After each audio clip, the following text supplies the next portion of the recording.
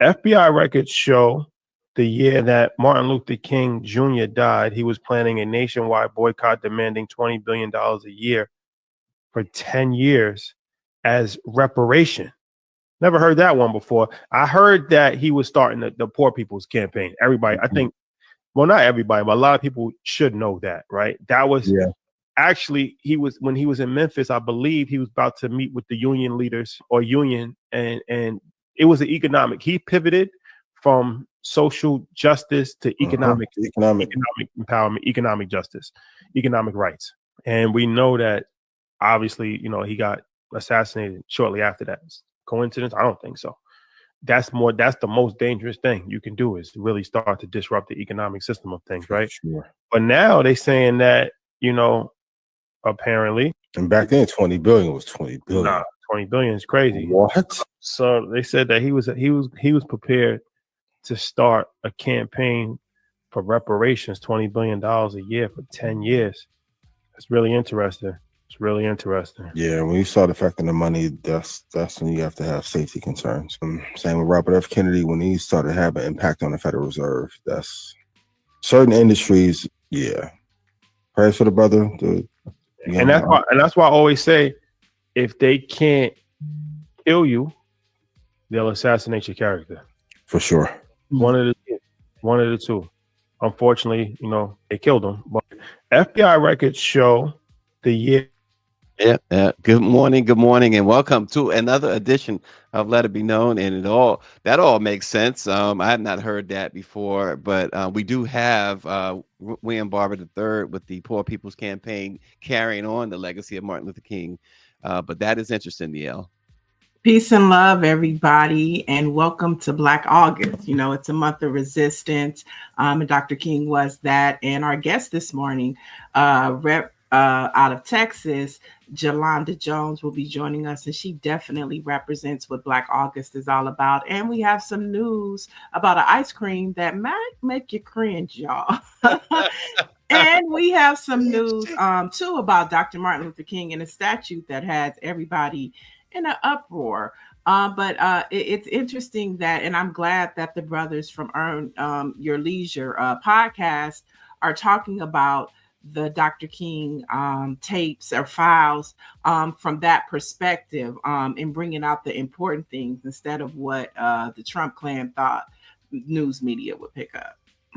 Yeah, exactly. And as Nancy Wall put it, because they said the same thing about assassinating your character. Nancy Wall says they are currently trying to assassinate Barack Obama's character as well. So it's the same tricks. Which is unfortunate. But we got headlines, folks, to get into, some news to get into, I should say. Just 3 weeks into Trump's second term, the Senate confirmed Robert F. Kennedy Jr. to lead the Department of Health and Human Services, despite his long public history of promoting conspiracy theories and anti-vaccine rhetoric. Well, backed by 52 Republicans, including so-called moderates like Susan Collins and Lisa Murkowski, Kennedy is now gutting mRNA vaccine research, ending 22 key federal contracts and dismantling the infrastructure that helped save millions of lives during the COVID-19 pandemic. And scientists are warning that the consequences could be catastrophic, with one calling it the most dangerous decision in public health in 50 years. So this is what happens when you put a conspiracy theorist in charge of the nation's health. Well, we can't act surprised when America gets sick, Neil. For sure. Now, did they just confirm him, or had he been confirmed? No, he was confirmed in January. And the point is, why would they even confirm someone like this? And now we see how deadly that confirmation was. Yeah, I saw the headline about what he's doing, and the former what is it? The former gentleman that was in charge of the black guy. I forget his name. I want to get his name. But he spoke out against what the Kennedy member of the Klan is doing. And so, I mean, we saw him swimming in the cesspool a few months ago with his family. And so everything that is detrimental to American health, he's doubling down on. Yeah. That's the focus he wants to take us. That is the focus he wants to take us. This guy Kennedy with the conspiracy. How do you? It just shows you too, and I'm pretty sure. Well, let me just say this: it shows you that Trump was putting people in place as long as nobody in his cabinet has any experience in what they've been put in place to do. It was as long as they bowed down and kissed the ring, they had a job, and that was really it. Kennedy. His own family has repeatedly denounced him. This guy, he is a walking threat to humanity. He's a ticking time bomb up here. He's absolutely out of his mind. Right, for sure. And I think the Kennedys are pissed off all around at him. They're pissed off at their family's legacy, the Kennedy Center, and how Trump is dismantling that. And, it got me to thinking, does Trump have an issue with the Kennedys? Does he want the Trumps to have that same legacy, and they don't have it? They're not respected in that manner. And so from the Rose Garden to the Kennedy Center into putting this quack in position, it seems like it's all a dig at the Kennedy family. Yeah, without question, and you're 100% right. For whatever reason, America held, and including many in Black America, held the Kennedys up, and I think part of that is because of John's willingness and Robert Sr.'s willingness to work with Black folks and to show some modicum of fairness toward Black folks. But Trump has always envied John F. Kennedy. So you're right. This is about humiliation to the Kennedys. The Rose Garden, putting a Kennedy slab of Center, concrete over it, the yeah. Kennedy Center, and the talk of naming it after Melania, an immigrant. Right. Go right. figure. Right. Oh my For God. sure. But I was speaking of Surgeon General Jerome Adams, Yes. who took shots at Robert F. Kennedy Jr., saying we should be doubling down on what works, not defunding it. And that is, they got mad at Black Lives Matter for wanting to defund the police, but Donald Trump and his clan are defunding everything in the federal government. Everything. And there you have it. And where's this money going? Where's this money going? That's the multi-trillion-dollar question. All these so-called cuts and this and that. Where's it really going?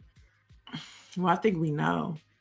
I think we know. Oh gosh.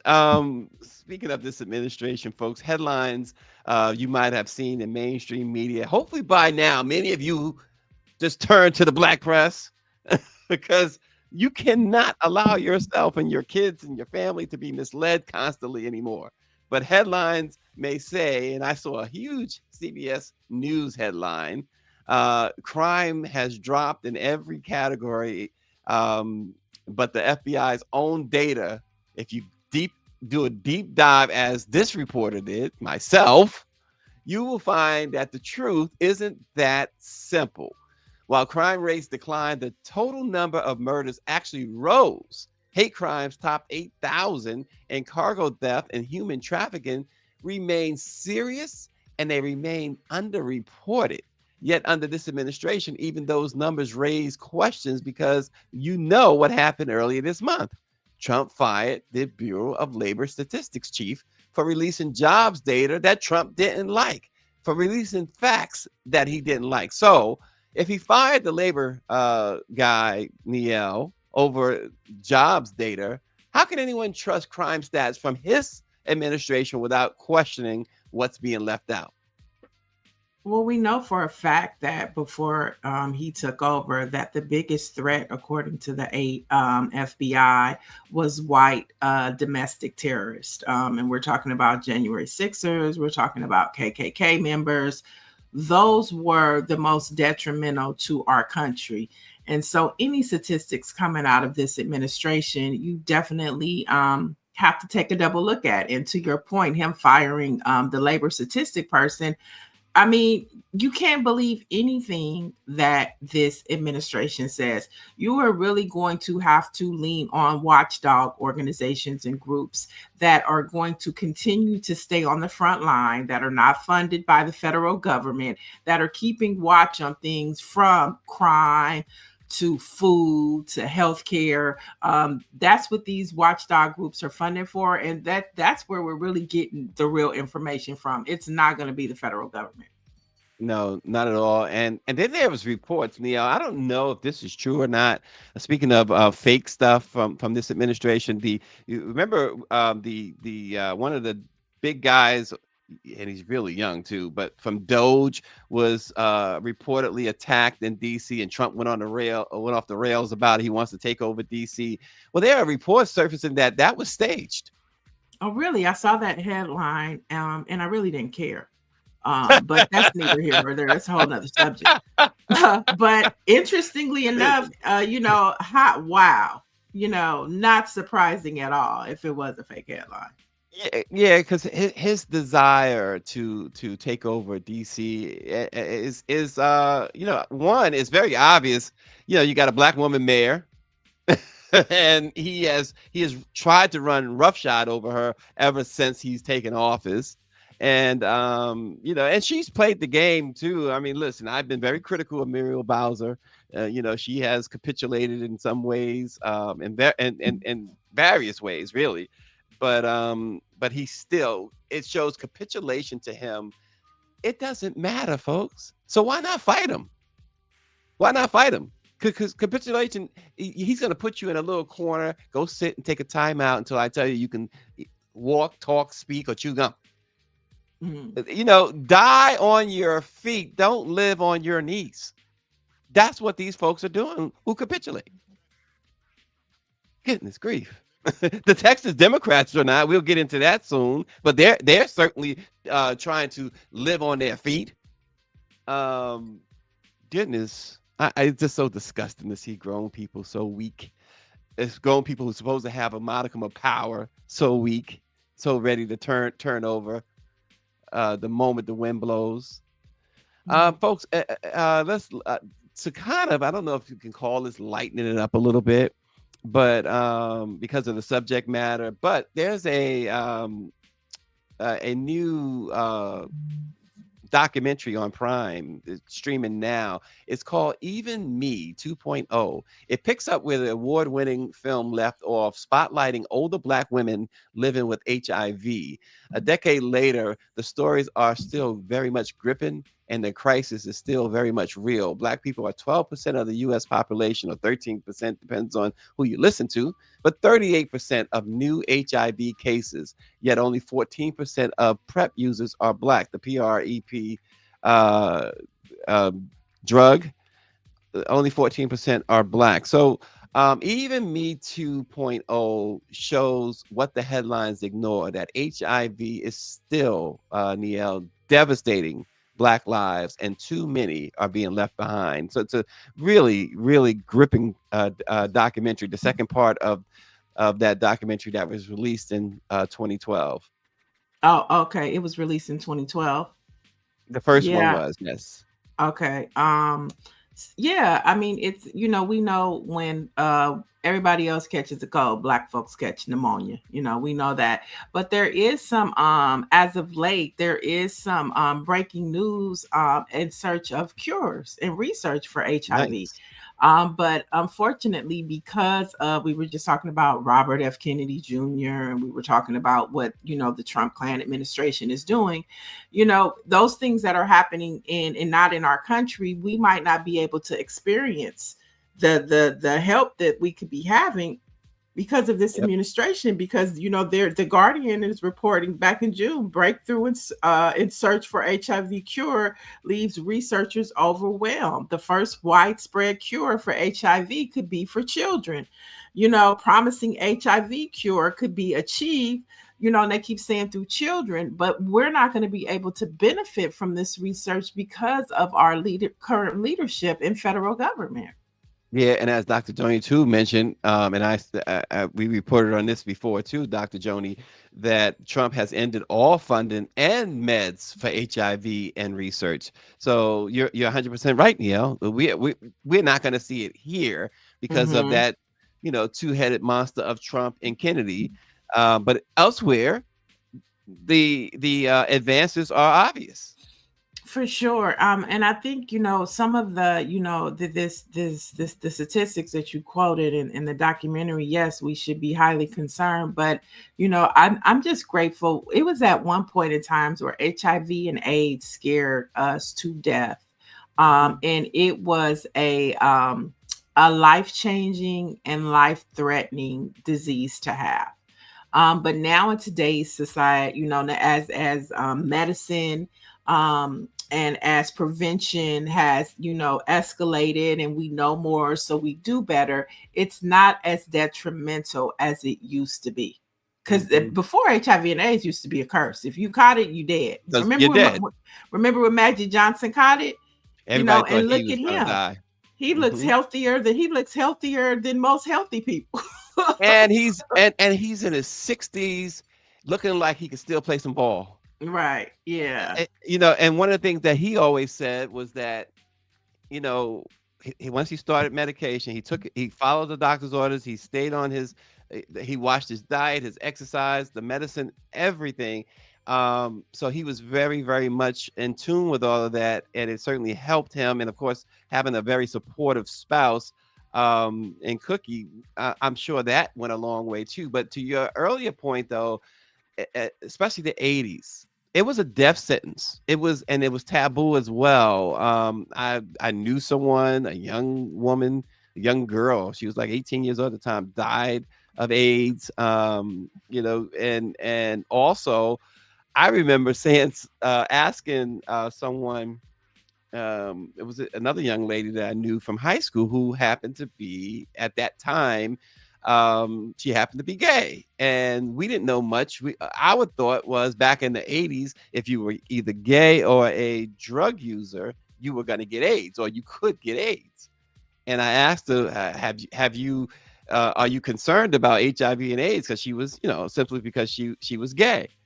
And I never forget her response was like, "Do your homework. Don't come at me like that." I wasn't coming at her. I was coming at her in love because I didn't know. I was uneducated. But she said, "Do your homework." And that's what is missing with so much. Now that we've done our homework, we understand better. And that is a shame here that they would take away HIV and AIDS funding when there's been so many advances that you can literally see an eradication on the horizon. Right. Yeah. MSNBC did a story saying HIV is no longer a death sentence, but Trump could change that. So, Okay. just going back Good. to all of the strides that we make moving forward in science, which he doesn't believe in for whatever reason, he's going to take us backwards. And that's the scary part, the scientists that he's, terminating. All of this progress that we made with cancer, and you have to think, when you think about healthcare, when you think about the medical industry, when you think about these pharmaceutical companies thrive because of not preventative, but Right. what? Yeah. Yeah. Intervention. It's Yeah. intervention. And so Hmm. that's how they survive. So they need people to have cancer in order for them to have the medicine. They Yep. need people to have HIV in order for them to make money off of the medicine. That's why I'm very skeptical about the healthcare industry, because they're too. It's like the police department and the district attorney's office. It's like the healthcare industry and the pharmaceutical company. It's the yin and the yang, and they Hmm. both benefit from one another. But what happens is, most of the time, people of color don't benefit from it. Yeah, you're 100% right. And Mike V, I agree with Mike V. He says we need a Black Health Task Force that lobbies for the interests of our community. And Dr. Joni, I remember this as well. Most of us might remember what she's mentioning here, that when they put the uh, when they first put the AIDS quilt out on the DC Park area, with each square dedicated and created for someone lost to HIV and AIDS. Yeah, I remember that well. Hmm. And now they don't want any of that. you can't, you will not see something like that in Washington or many other places now under this administration. He wouldn't allow it. Mm-hmm. Oh boy. Folks, an update from yesterday. As you remember, yesterday, as we were expecting our guest, there was a bomb threat, where the Democrats, at least some of them, were staying in Chicago. So we have some more details of that threat we told you about. By now, you might have learned that that caused the postponement of our guest, as I said. But more than 50 Texas Democrats who fled to Illinois to block a Republican redistricting power grab were met with that bomb threat at their hotel, and it forced the evacuation of 400 people before the bomb squad cleared the scene with no device found. But Illinois Governor J.B. Pritzker immediately condemned the threat and vowed accountability for those responsible. But meanwhile, Texas Republicans are escalating their pressure, with Governor Greg Abbott saying that he wants the Democrats arrested and the Attorney General wants their seats declared vacant. And Trump allies are pushing to redraw maps for a GOP congressional takeover. They ran Neil from voter suppression and were met with a bomb threat. So this is what democracy is looking like under a party trying to force power by any means necessary. Yeah, and also for a second time in a row, the Texas House, because they left, failed to reach a quorum as the Democrats left the state in protest over the Republicans' plans to give themselves an advantage ahead of the 2026 midterm elections. That's what this is all about. And we know Speaker Dustin Burrows said lawmakers will try to establish a quorum again tomorrow. So joining us now to give us, the intel of what's happening in Texas and just, how they're holding the line for democracy is Democratic lawmaker from Texas, Jolanda Johnson. Welcome to the show. Jones. I'm sorry. I said Johnson. Jones. I'm so sorry, Miss Jones. Thank you for joining us this morning. We were paying attention as your office shared with us yesterday that you had to evacuate the hotel. Talk to us about what happened yesterday in that whole situation. So this is all I'm going to say on that, because I don't want the story to be the bomb threat. Mm-hmm. It happened. We're all safe. And we ain't going nowhere. That's it. That's all I'm saying. I want to talk about why I had to bring my narrow self to where we are. Well, your narrow self. Say what you feel. Say what you feel, Representative Jones. I definitely have opinions. Here's the deal. Yesterday was the 60th anniversary of the Voting Rights Act of 1965. It also happened to be the year I was born. And I've seen stories, I've read history, talked to my grandmother about it, talked to people who lived through it, have one of my professors that the white folks came after. They tried to take him out, who actually is in the Black History Museum. We don't know if we're going to still have that, because he marched across the Edmund Pettus Bridge so that we could have voting rights. And so we here to preserve our voting rights. People died for us to have voting rights. People were lynched. People were water hosed. We had dogs sicked on us, all kind of things. And so that's why we here.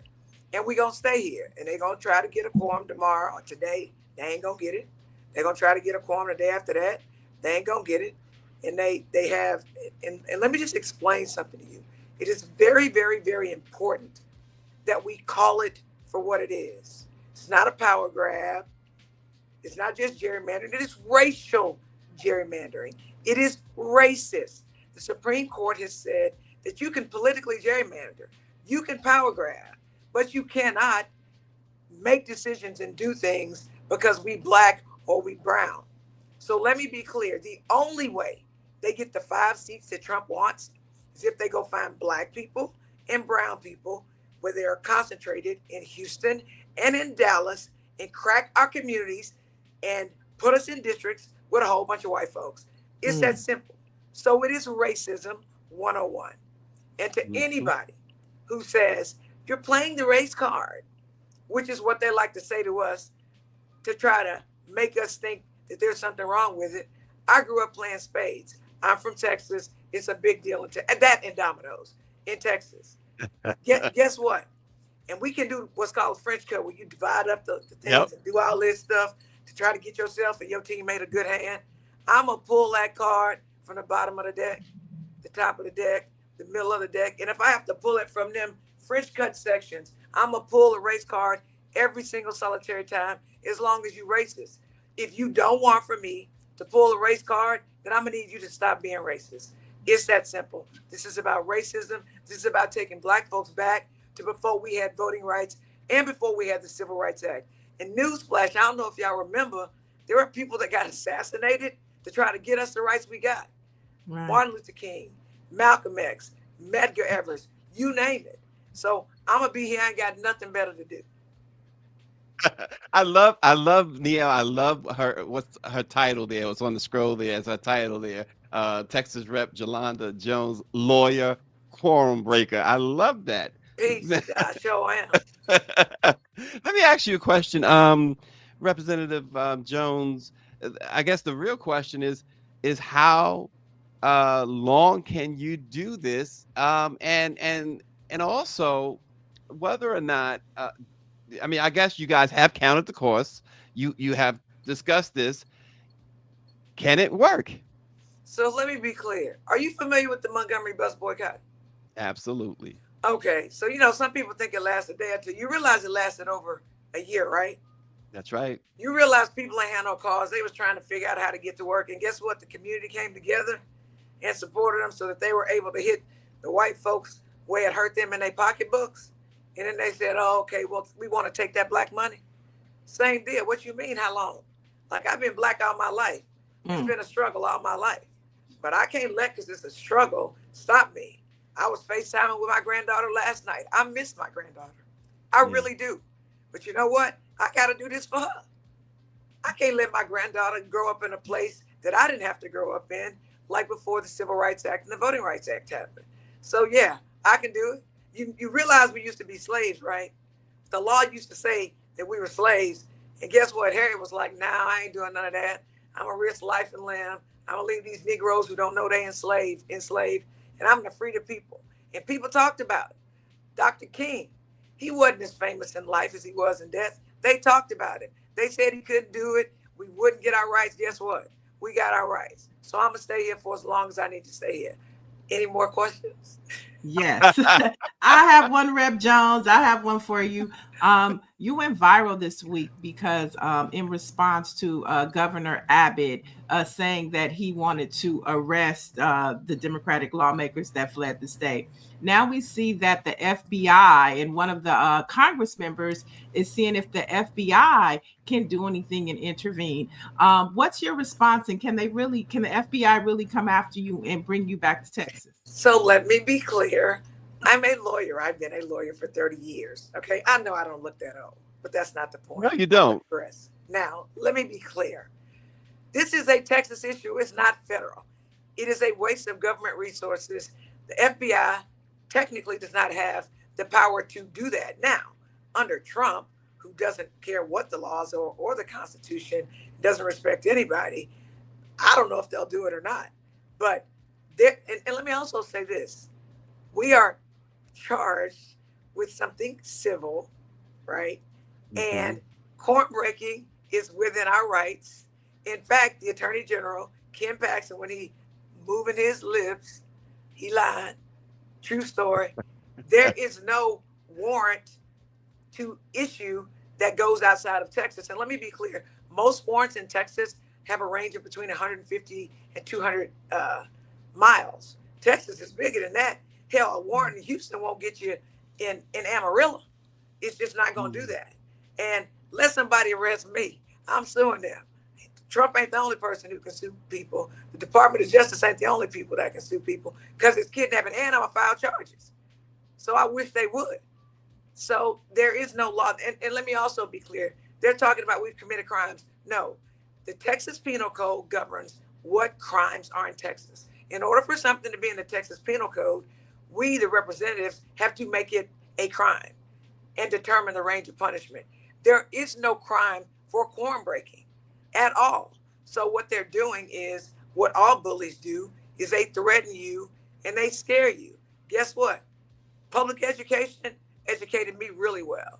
So there is no crime. Keep bumping your gums. They're trying to get sound bites. They're trying to convince people we're breaking the law. I don't break the law. They're breaking the law. And they're mad and they're whining because they have the numbers to pass it if we get back, but we're not coming back. So y'all might have the numbers, but we got the power. And I'll also say this, just to let you know what a quorum break is, because some people don't know what a quorum break is.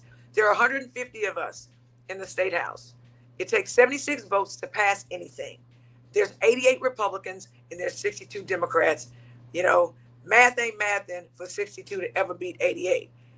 The problem is, the key to the whole thing is that they have to get 100 people there in order for them to conduct business. And they only have 88. So they got to find 12 Democrats to go sit with them in order for them to conduct business. Now, I'm from the hood. I don't know where you're from. Listen to rap and you hear them talk about Third Ward. And let me be clear, I'm from the bottom part of Third Ward. I'm not from the bougie part of Third Ward. I saw my first dead body at 4 years old. I'm not bragging on it. I'm just trying to tell you where I come from. So I got plenty of street sense, right? So you think I'm about to go to a fight where they got 88 and I got 62 and they can ambush me? No, right. I'm not about to give you the hammer to knock me over the head. What you think? Somebody smoking crack? We are far from that. Let me be clear. You smoke crack, don't you? Senator Jones, we can listen. I can listen to you all day. Let me ask you though: do you feel? Are you confident that your colleagues have the same resolve as you?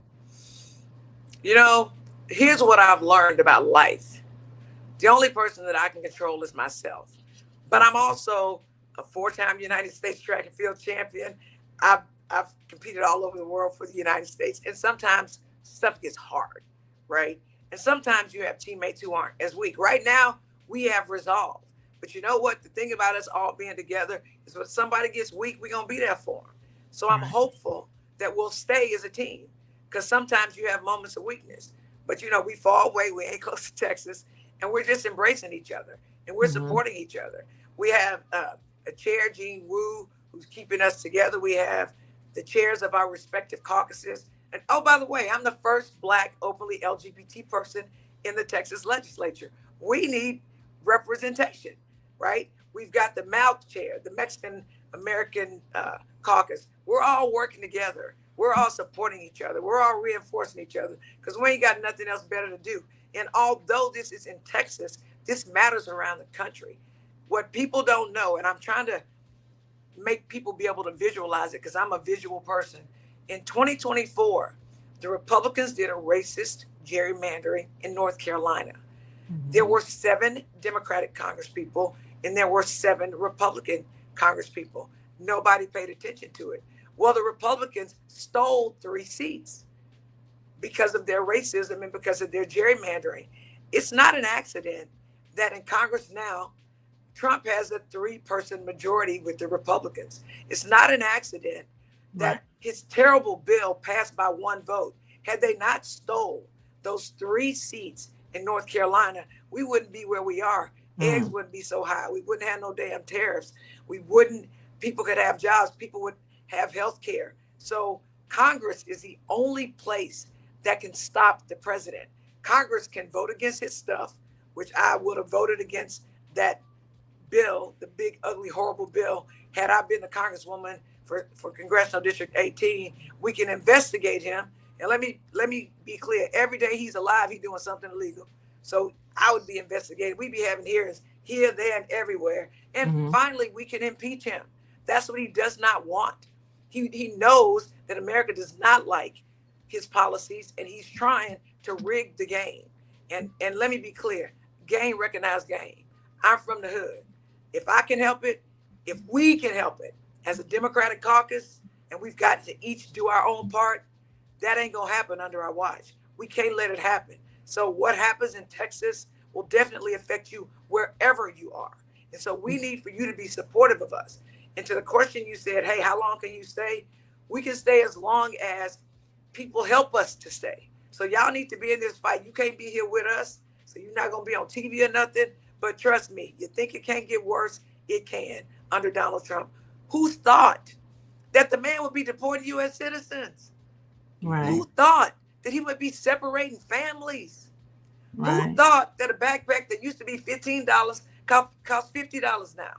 Who thought the money we paid into Social Security for our entire lives was going to be yanked from under our feet so billionaires could have a tax break? Are you kidding me? Man, let me be clear. I am not Willie Foo-Foo. The man is racist.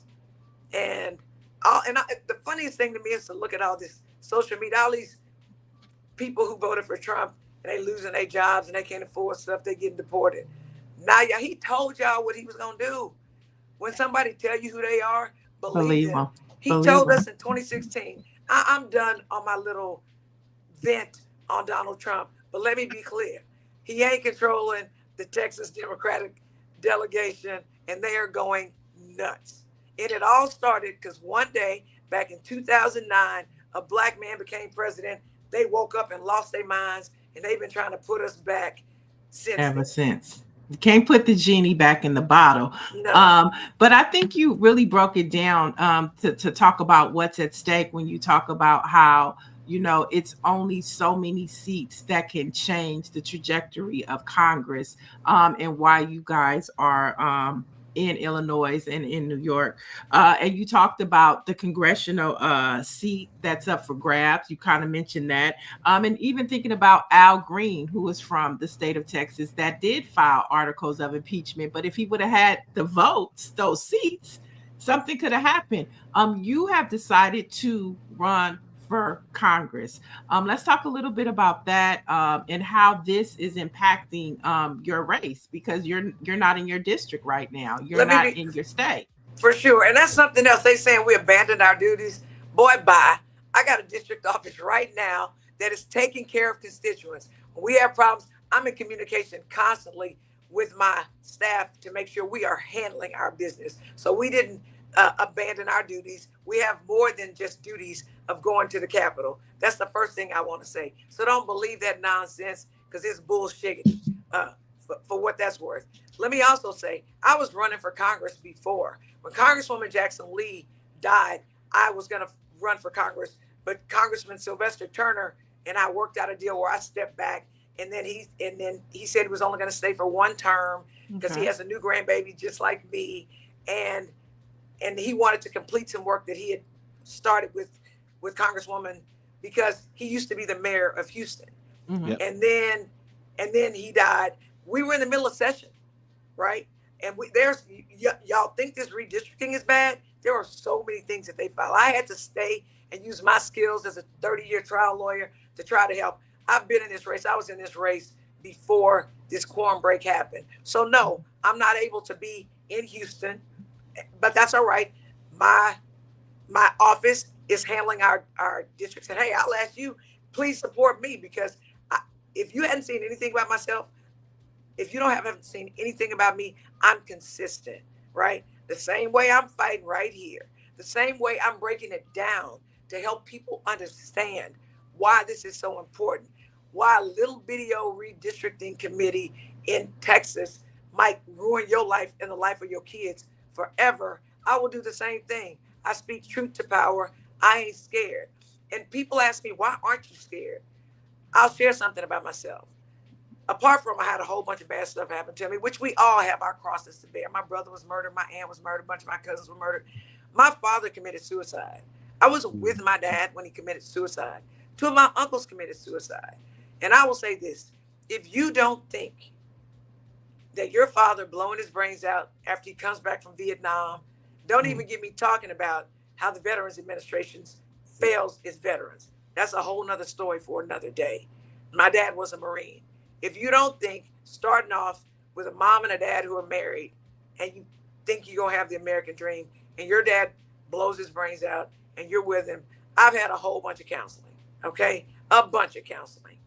And thank God thank God I was not successful at ending my life like my father for a variety of reasons, because I wouldn't be here to fight today. But it's all about perspective, right? If I can survive that, if I can overcome that, these people threatening to arrest me or calling me names, sticks and stones, any day above ground, at least where I come from, is a good day. Any day that I have breath in my chest to breathe and to fight, I'm going to do that. God saved me for a reason. God helped me see through the tragedy of my life. And I think God made my life really hard for this moment in time where I would not be scared. And I will tell them, I wish you would, right? I would tell them, FAFO, right? So I can't worry about that. But I cannot go back. I cannot be weak. I have a granddaughter who I've got to fight for. And I always wondered, man, I wish I would have been alive. Like in slavery, I'd have been running with Harriet, right? Man, I was like, and I always say, I'm not a house Negro. I'm not a field Negro. I'm a free Negro, right? So I'd been, right? So people, I'm house, I'm field. Now I'm free, right? Or I was going to die trying. And, you know, I say one of my really good friends who I represented because they came after him, who marched across the Edmund Pettus Bridge when he was 15, Dr. Alexander Brown. I literally said to Doc, man, I would have been marching just like you. Or the Montgomery bus boycott, when my grandmother was boycotting buses in Houston, I would have done that. I now have I have a chance to be a part of history. And while I'm doing it, I have a chance to help people, to protect people's rights. Because if it's only about me, what am I doing it for? Right. So anyway, yeah, that part. Wow. So let me ask you this. I was listening to what you're saying and what you guys are doing in Texas, and you said some really powerful stuff. I wonder if the Democrats in Congress, in the U.S. Congress, would they have been able to do the same thing? Is that a different scenario?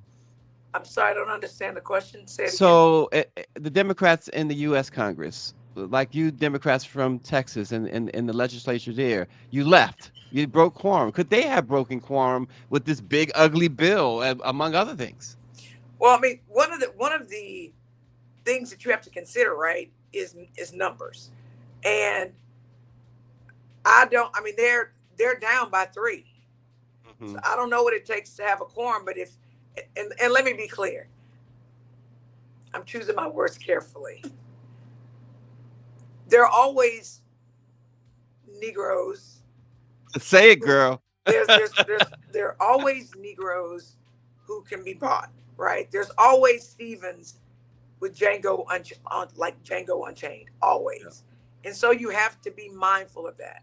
So you have to make calculated decisions about whether you leave, because if you leave and you're not there to fight, and maybe if you're there to fight, then you can stop things. I would imagine, since it's so close, that they probably need to be there. But I will tell you, I have not looked at that, but they don't have the majority. They don't have, the Democrats are the minority.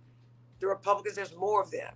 So I don't think that they are, and they're not, but for us, there are way more of them.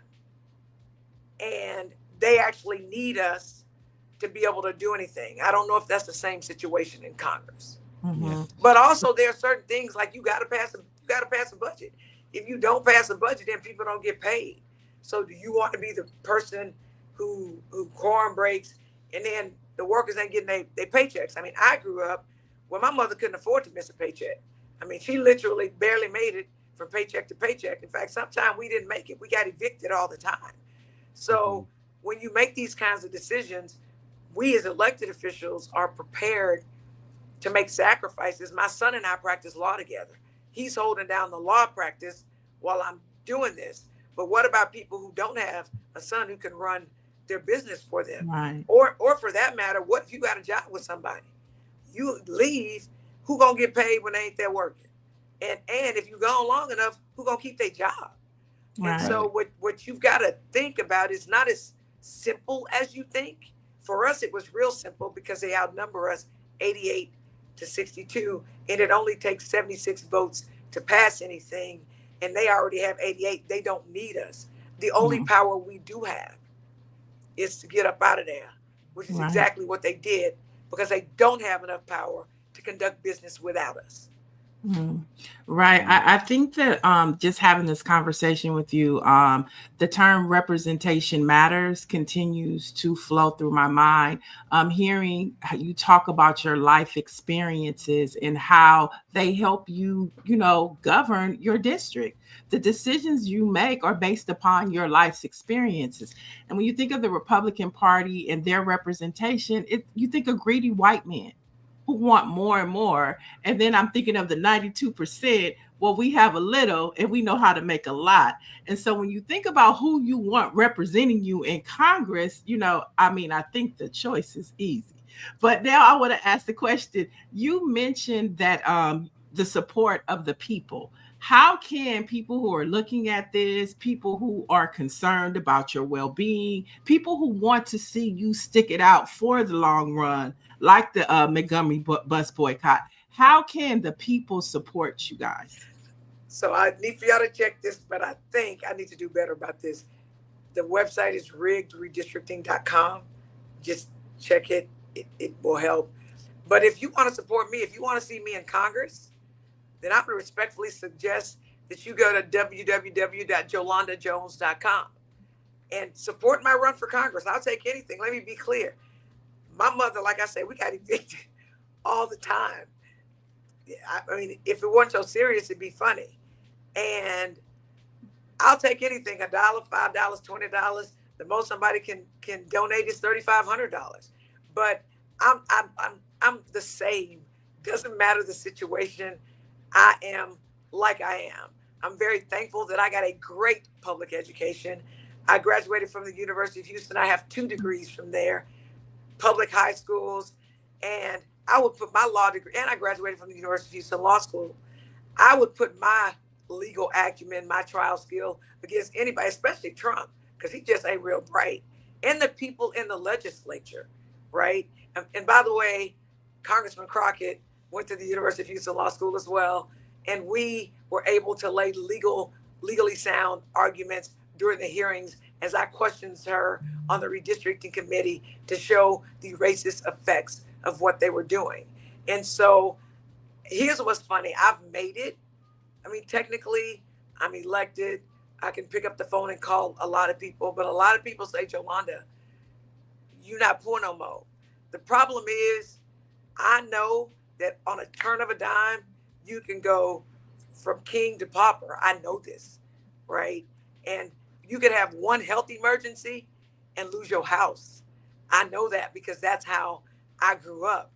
And I cannot, and I refuse to forget where I came from. I still have people. I mean, I care for my mom. My mom is older. My mama is in my house. We got to make sure we take care of her. Everybody ain't rich where they can put somebody in some facility. You just got to make it do what it do. You just got to figure it out. And I'm not complaining about that. But these are the people. My aunt was a caregiver for my grandmother. I don't even feel like getting into that story because it'll make me cry. But I know how hard it is for people to care give, right? And still have to work and pay your bills. And so that's who you get with me if I go to Congress. When Medicaid or Medicare ain't working or your private health insurance ain't working, it's a problem. I sit on the public health committee in the legislature. And as I'm getting older, I mean, I know I don't look my age, but sometimes stuff doesn't work like it used to work when you were younger just because you're aging. You need for the Social Security net and the Medicare net to catch you. We paid into it. How dare you, Donald Trump, take what we've paid into? You literally stealing from our savings. This is no different than Enron. If you're familiar with that. Rep. Jones, we're running short on time, but Okay. the chat has a lot of questions that they have for you. I mean, you're talking a lot about finances. So David Youngblood is asking, realistically, how long and how many times can you stay away? And Dr. Marilyn is asking, who's paying the fines? So you know what? We hadn't even thought through that because right now those are details that don't matter right now. But redistricting.com is what I think you just showed. Give to that. We're gonna figure it out. You know, Okay. we just gonna figure it out. And we're gonna stay, well, at least I'm gonna stay gone. Hopefully we will stay gone for as long as we need to. Our special sessions can last up to 30 days. We had 4 special sessions last legislative session because Abbott was trying to pass some bogus voucher bills and he was not successful. So we will stay gone for as long as we stay gone. And as long as we have the support of the American public, I think that we'll be fine. But they need us. And I think this is an excellent example of how we have to stick together and we have to take stuff day by day. If you grew up struggling, you know you take stuff day by day. You might have to decide, I'm going to pay my lights this month. I'm going to pay my water next month because that's how I grew up. So with your support and you keeping this on people's ears and in people's eyes, I think we'll be fine. It's not the best situation, but we've overcome more as Black people. And I've been Black all my life. Y'all look like y'all been Black all your lives too. Do we look that way? You look like you've been Black all your life. No, but we definitely will keep this at the forefront. We'll keep speaking to you and your colleagues. As long as you stay gone, that's how long we'll be amplifying this message. Because all eyes are on Texas. Thank you so much for joining us this morning. Yeah, thank you for having me. I really enjoyed it. Yeah, we enjoyed it. We'll talk to you again. Okay. For sure. Thank you. Thank you.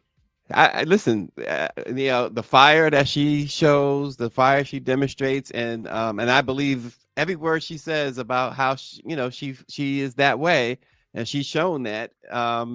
Good for her, and you can only hope if you are rooting for them, if you are a Democrat, you can only hope that her colleagues have that resolve. Well, they're gone. So, they're, like she brought up the Montgomery bus boycott, and she was like, that lasted over a year. And so I think, they are prepared, especially under this administration. It has to be. So if you want to donate, if you want to support that website, rigged redistricting, put it in Google, find it and support. We have a few more headlines to get through real quickly. A new statute of Dr. Martin Luther King Jr., since we're talking about fighting and civil rights, it was revealed in Winter Park, Florida, and it's sparking huge confusion and critique. Stacey, take a look at this report from News One. Doesn't look like him. It looks awkward.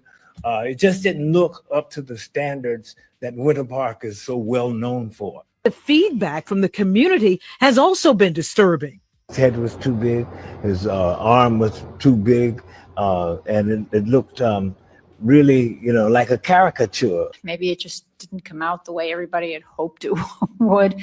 I don't know if there's anything we can do about it at this point because it was a very big investment. Yeah, do it over. I mean, it just isn't good enough for a permanent, lifelong representation of someone that is just so important to our history. On July 14th, the Martin Luther King statue was unveiled in Winter Park during the city's annual Heritage Unity Festival. It was. So comments have compared the likeness to Gary Coleman, George Jefferson, with many questioning how the design was even approved. And the King family reportedly approved the statue design. Now, chat, Stacey, did that look like Dr. King? No, you said it right. George Jefferson, moving on up. So, I mean, hey, do we take it or do we say, no, we want to redo? Listen, I get the expenses and everything, but come on, you botched this, and whoever was responsible for it, they should do that on, it should be their responsibility to fix that. For sure. I totally agree. Let's move from Florida to New York. Harlem Week is coming up. And as Harlem Week comes up, New York is mourning the loss of Lloyd Williams. He was the president and CEO of the Greater Harlem Chamber of Commerce and founder of Harlem Week. Now, he was also close friends with Adam Clayton Powell, Malcolm X, and like I say, Harlem Week is coming up. It's actually going on. It's ongoing. Oh, it's going on right now. So Mhm. they're celebrating, but they're also mourning the loss of Lloyd Williams, who was apparently very instrumental in the Harlem community. Yeah. And by the way, Cassie writes that that statute definitely needs a redo. By Okay. but redo. yeah, but yeah, that's a shame. At this time too, that Lloyd Williams passes away. Yeah. And so in more history news, the Smithsonian National Museum of American History says that it is restoring the inclusion of Trump's 2 impeachments in its presidential exhibit following backlash over its removal. Now, I don't know what's going on with the Smithsonian, Stacey, but they keep taking stuff off, putting it back. It started with the African American Museum, and now here we are again with the American History Museum. What is going on with the Smithsonian leadership? Well, the leadership really is the president. It really is Trump. Trump and his administration.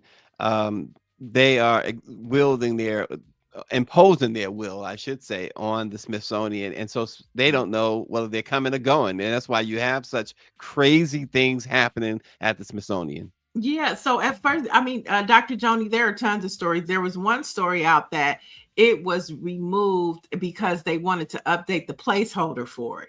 And now that the placeholder is made, they're going to put it back. And then you have other stories they're saying because of the backlash, they're bringing it back. So truth is really hard to find in America these days because it's just so blurry. But we do know at the end of the day, whether it was the placeholder card or the moving of the exhibit to another room, Trump's impeachment is back in the Smithsonian. And I think at the end of the day, that's the most important part.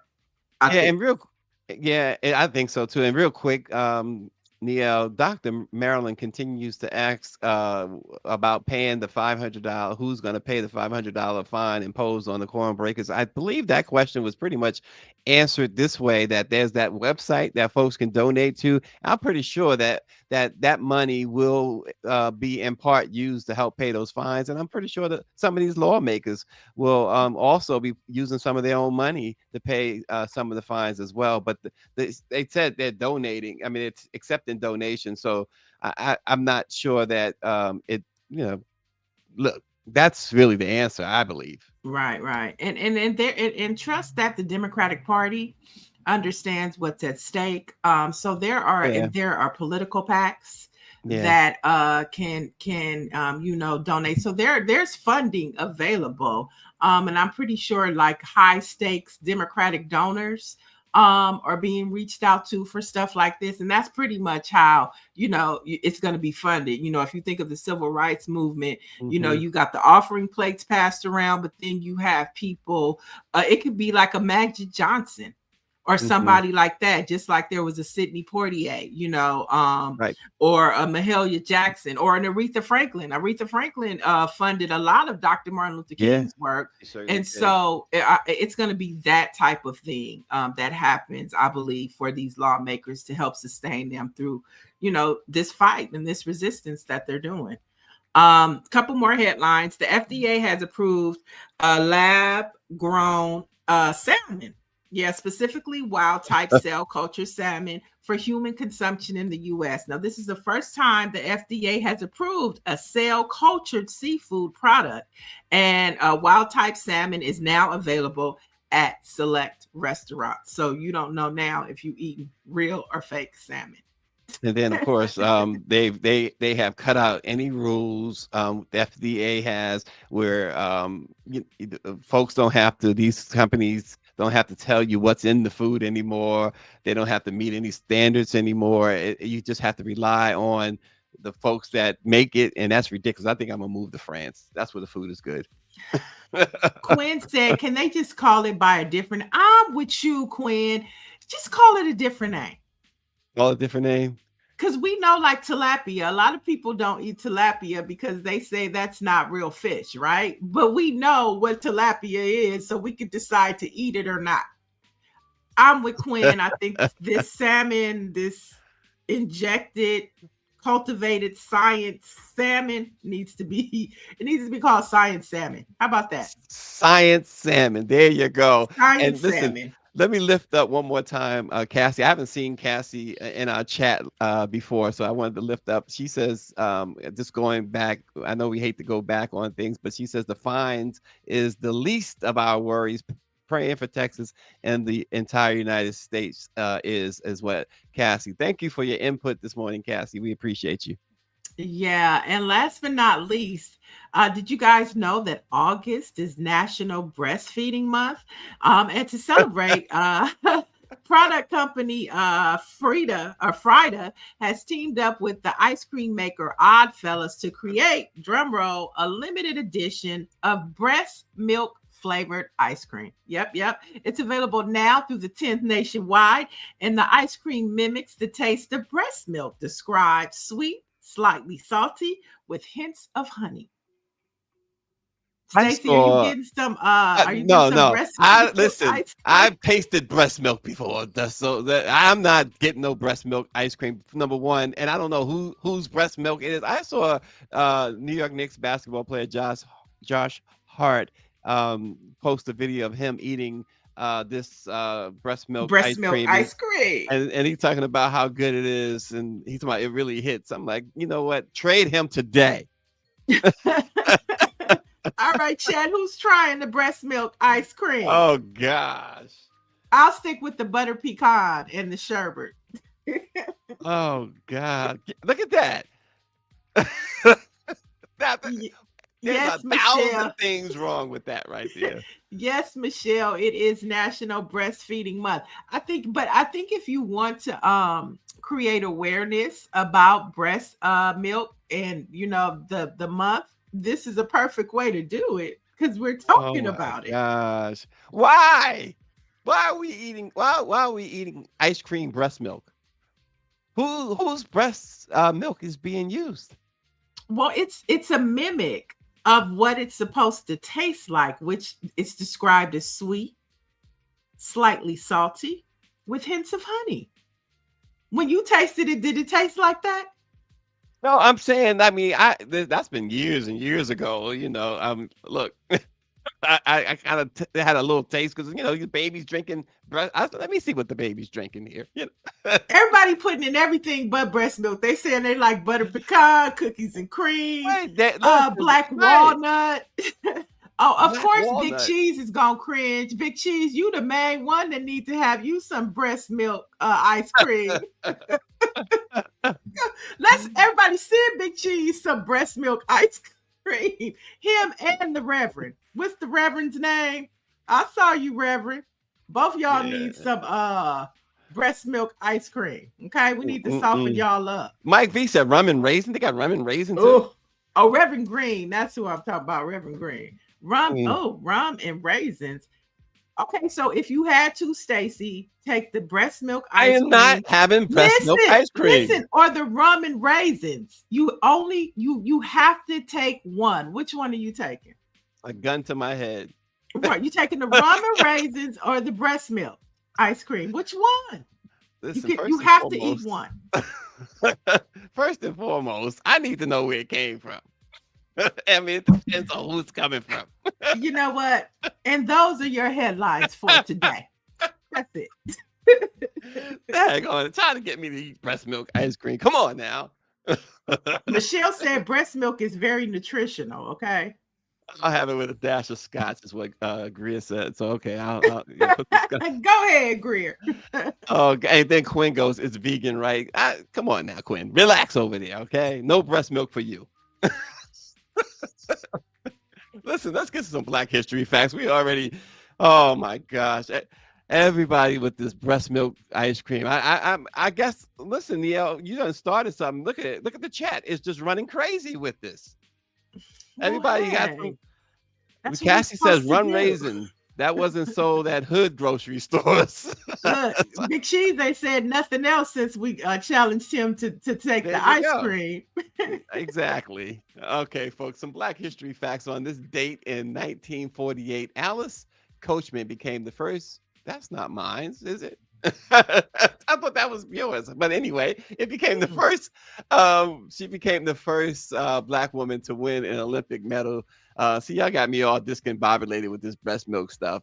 She took the gold in the high jump at the Summer Games with a leap of 1.68 meters or 5 feet, 5 foot 6.5 or 6 1/8 inches on her first attempt. She was born in Albany, Georgia in 1923. Miss Coachman dominated the AAU high jump from 1939 to 1948, but missed 2 Olympics due to World War II. She also excelled in the 50-meter and the 100-meter dash and helped Tuskegee's relay team win national titles in 1941 and again in 1942. Miss Coachman was later made an honorary member of Alpha Kappa Alpha sorority.